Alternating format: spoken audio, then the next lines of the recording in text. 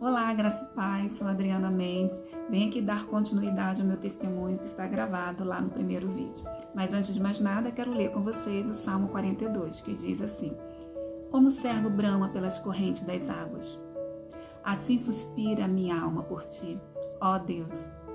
A minha alma tem sede de Deus, do Deus vivo. Quando entrarei e me apresentarei ante a face de Deus? As minhas lágrimas servem-me de mantimento de dia e de noite. Porquanto me dizem constantemente: onde está o teu Deus? Quando me lembro disto, dentro de mim derramo minha alma, pois eu havia ido com a multidão. Fui com eles à casa de Deus, com a voz de alegria e louvor, com a multidão que festejava. Por que estás abatido, ó minha alma? Por que te perturbas dentro de mim? Espere em Deus, pois ainda o louvarei na salvação da tua presença. O Salmo 42, ele refere-se a uma fase da minha vida de muita angústia e muita tristeza. O anseio por Deus com o coração desesperado, abatido, distante da presença divina. Como uma corça sedenta, com um desejo intenso pelas águas, assim era eu. O Salmo 42 oferece uma mensagem de encorajamento para aqueles que passam por momentos de tristeza e de desânimo.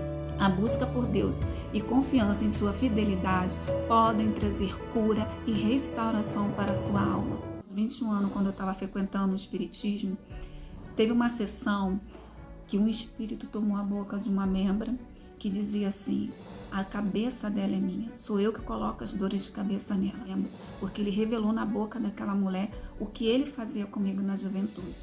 Então fui embora para casa muito assustada, refleti durante um bom tempo se voltava a frequentar o espiritismo ou não, e aí decidi não frequentar mais. Resolvi dar um tempo para minha cabeça, até que busquei o misticismo, busquei o catolicismo, fui parar na Umbanda. Chegando na Umbanda, eu achava que na Umbanda eu tinha me encontrado, e ali eu fiquei durante um bom tempo, consultando guias, e tudo que eu ia fazer na minha vida eu era direcionada por uma consulta de um guia lá da Umbanda. E aí, certa vez eu também decidi não frequentar mais, decidi não seguir mais, fui para o candomblé e no começo tudo fluindo uma maravilha, tudo dando certo, vitória, se sentindo bem, mas com o decorrer do tempo a opressão voltou. E certa vez, um ritual de matança, eu estava segurando um frango na mão esquerda e outro na mão direita. E naquele exato momento, o frango da mão esquerda gritava muito, e o da mão direita calminho, caladinho. Naquele exato momento, uma voz me disse: o que você está fazendo aí? Esse lugar não é para você. Ali naquele momento, eu fiquei tão assim assustada com aquela voz me falando aquilo, que eu não sabia se prestava atenção no ritual ou se eu dava, atenção para a voz que estava soando, meu voz continuar. O que você está fazendo aí? Isso aqui não é para você. Fui embora para casa. Eu refleti tanto naquilo que aconteceu, que eu comecei a me questionar. Eu falei: meu Deus, eu nunca tinha ouvido na hora do ritual isso antes. Por que isso agora? E aquilo me causou um incômodo, uma inquieta. Daí por diante, muitas coisas começaram a dar errado, portas se fechando, os bloqueios, as opressões. Já nós vamos abrir um jogo, por misericórdia. E quando ela abriu esse jogo, ela tentou por várias vezes jogar os búzios. E eu falava para ela: o que está acontecendo? E ela pedindo para me acalmar, esperar mais um pouco, e jogava, e naquele silêncio.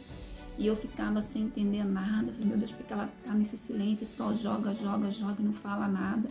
Até que ela olhou para mim e disse assim: o jogo está fechado.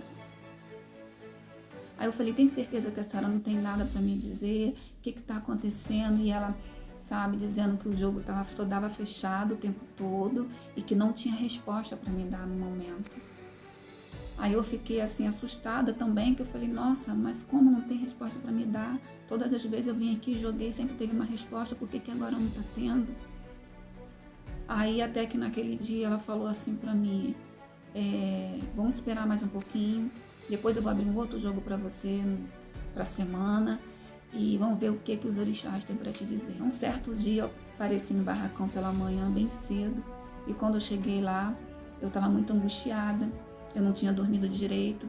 Aí fui lá para me consultar, chego no barracão, ela estava já de pé e chorava muito. Quando ela me viu, ela chorava muito. E eu dizia a ela: o que aconteceu? Tá tudo bem? Eu pensando que tinha acontecido alguma coisa, e ela falou assim: eu só tô com você na cabeça. Essa noite eu não dormi, porque só vinha você na minha mente. Eu passei a noite em claro, só chorava. Aí eu disse para ela: mas o que a senhora pode fazer por mim? Aí ela olhou para mim e falou assim: você crê em Deus, minha filha? Eu disse para ela: eu creio. Ela: então se apega nele, porque eu já não sei mais o que fazer por você. Aí eu fiquei assim, olhando para ela, falei assim: mas como não sabe? Tem um próximo passo, não é a feitura? Aí ela falou assim: mas eu joguei para você, o seu jogo só dá fechado. Eu não posso pôr a mão na tua cabeça sem uma confirmação no jogo.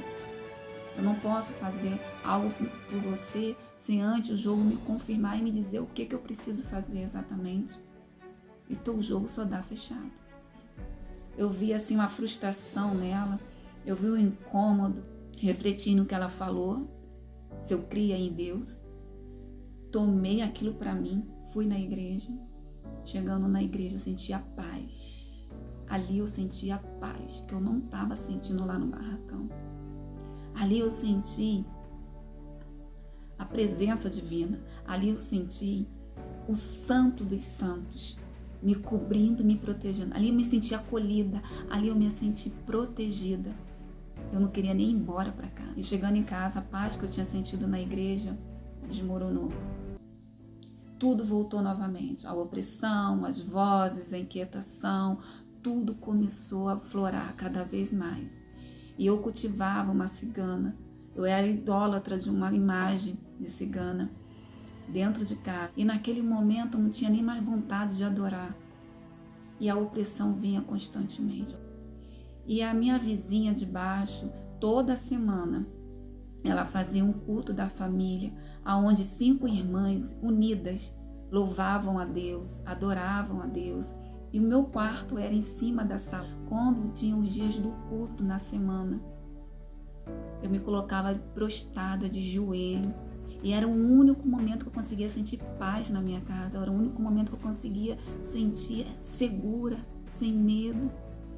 Era o único momento que eu sentia alegria. Era aquele momento que eu me prostrava, porque a vozes das irmãs louvando entoava e subia e chegava ao meu quarto. E ali eu me via de joelho no chão, do jeito que eu estava. E orava muito a Deus ali, do meu jeito, do jeito todo errado, mas eu orava e pedia a Deus: me ajuda, me ajuda. Passando por um momento assim, no deserto, só eu e Deus. E diante de tanta opressão dentro de casa, eu não conseguia dormir. Eu passava a noite em claro. Eu ficava assim esperando a semana chegar para eu poder ouvir aquele culto daquelas irmãs, o culto da família. Eu ficava ali: meu Deus, hoje é o dia do culto. Quando eu via as vozes delas se reunindo, já glorificando, eu ficava feliz. Eu falava: hoje vai ter aquela paz, hoje vai ter aquele alimento que eu estava precisando, que a minha alma precisava. Então eu fiquei ali quietinha, esperando aquele momento acontecer novamente. Mas teve um dia que eu consegui pegar no sono. E nesse dia que eu peguei no sono, eu sonhei com Moloque. Ele veio com um punhal e tentava me furar o tempo todo, me furar o tempo todo. E eu me esquivando. E naquela noite foi batalha, aquela noite foi luta. E eu sozinha, me sentindo já fraca, abatida, desanimada. Eu lembro que eu gritei nesse sonho: meu Deus, me ajuda. E logo eu vi umas varas de bambu seco. Eu peguei com toda a minha força que eu estava ali, aquelas varas de bambu, e lutei contra o Moloque a noite inteira. Só que de manhã eu acordei muito abatida. Chamei minha vizinha e falei com ela: Adriana, me ajuda. Ali eu já estava, sabe, no esgotamento, numa exaustão espiritual. Então ela me deu um sinal e falou: espera um momento. E aí ela ligou para a irmã dela, ligou para a pastora. E nisso veio ela e mais 2 mulheres. Mulheres de Deus, mulheres ungidas de Deus. Missionária Lídia, a irmã da Adriana. Veio a pastora Rita. Naquele dia, aquelas 3 mulheres deram a mão. E eu bem no meio daquele circo. Elas clamaram pela minha vida. Elas glorificaram a Deus. Elas intercederam pela minha vida. Naquele dia, aquelas 3 mulheres de mão dada e eu no meio, elas clamaram pela minha alma. Elas pediram misericórdia pela minha alma. Elas clamaram a presença do Deus Pai Todo-Poderoso. E elas olharam para mim e disseram: Drica, a partir de agora, Deus já está aqui agindo na tua vida. Se agarre nele, se apegue nele, com todas as suas forças que te restam. E não largue mais dele, porque Deus tem coisas grandiosas para fazer na sua vida. Mas você tem que querer. Você precisa querer isso. Você precisa aceitar ele como seu verdadeiro e único Salvador. Então se apega nesse Deus, Drica. Faça a vontade dele e não faça mais a sua vontade. E ali eu peguei, recebi aquela mensagem. Tomei posse. Comecei a crer daquele exato momento. Foi um momento árduo que elas falaram. Foi um momento assim de muita luta para a honra e glória de Deus.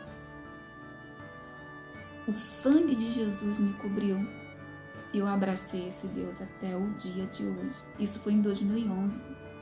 E eu nunca mais larguei esse Deus. Passei por momentos difíceis na minha vida, mas nunca larguei esse Deus. Nunca deixei de glorificar Ele, nunca deixei de adorar Ele.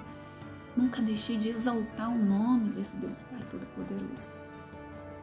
Então eu venho aqui dizer que assim como a corça anseia por água, como terra seca precisa de uma chuva, eu era essa pessoa. Era uma corça sedenta pelas águas divinas de Deus, pela fonte do rio manancial. Todas essas religiões que eu passei, eu não estou aqui para denegrir religião, eu estou aqui para dizer o meu testemunho, o que aconteceu comigo. Que em todas que eu passei, só um abismo levou o outro. Eu não conseguia me encontrar, eu não conseguia paz na minha alma, eu não conseguia me libertar de mim mesma, eu não conseguia me libertar daquelas opressões. E para a honra e glória de Deus, assim como a corça anseia por água, eu ansiei por esta água naquele dia. Eu tomei posse desta água naquele dia. E as comportas se abriram. As fontes dos rios mananciais saíram do céu, do trono do terceiro céu. E purificou a minha alma. Mas começava ali uma nova jornada da minha alma. Não mais no candomblé, não mais na umbanda, não mais no misticismo, não mais no espiritismo, não mais no catolicismo, mas sim no cristianismo. Crendo no único e verdadeiro Deus, no Deus que cura, no Deus que salva, no Deus que liberta, no Deus que dá ânimo, no Deus que dá paz interior, no Deus que excede todo entendimento. E não foi fácil, porque durante 7 meses de libertação, foram 7 meses de incorporação, foram 7 meses de batalha física e na mente e nas emoções. Foram 7 meses árduos. Eu vivi cada fase do processo de libertação. Ainda continuo vivendo, que até o dia de hoje ainda continuo me libertando. E preciso cada dia lembrar da onde que Deus me resgatou, da onde que Ele me tirou. Esse Deus lindo, maravilhoso, que foi lá no barracão, foi lá na madrugada, confundiu a mente, bloqueou o jogo, que só dessa forma eu iria sair dali. Jesus me resgatou, resgatou a minha alma. Assim como Ele resgatou a minha alma, Ele pode resgatar a tua. Basta você querer.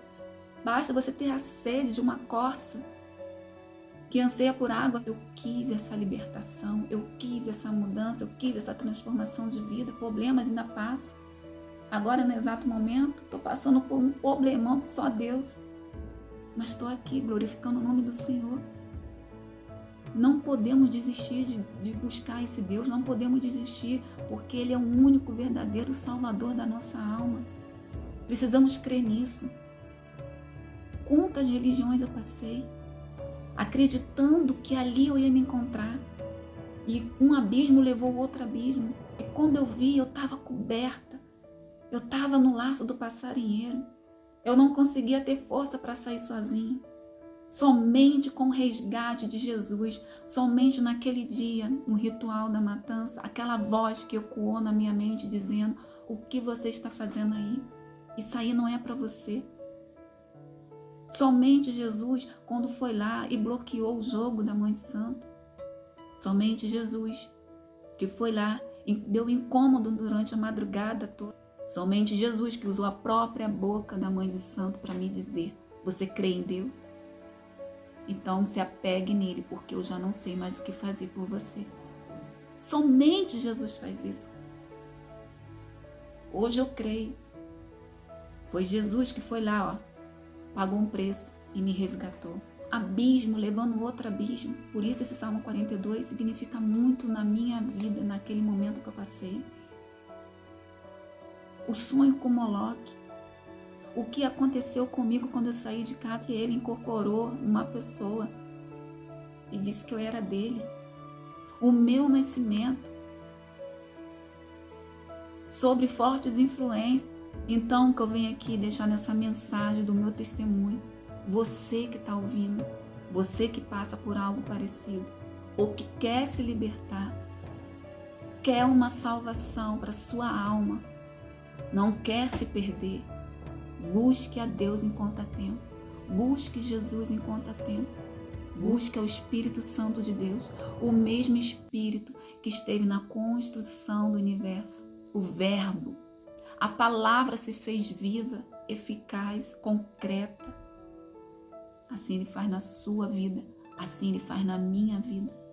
Basta você querer, assim como eu quis. E hoje estou aqui testemunhando. E eu quero confessar que parece simples esse vídeo, mas só eu e Deus sabemos como enfrentei uma batalha para poder gravar esse vídeo. Mas eu tenho certeza que esse vídeo vai chegar nas mãos de pessoas que anseiam pelos mesmos anseios que eu tive um dia, de encontrar a paz que vem do trono do terceiro céu, a paz divina, a paz de Jesus, porque Ele morreu por mim, Ele morreu por você, Ele pagou um alto preço. Ele pagou um alto preço na cruz para resgatar você e resgatar a mim. Então Ele foi lá, me resgatou no candomblé. Eu só precisei confiar numa palavra. Eu precisei crer que Jesus é o único e verdadeiro Salvador da minha alma.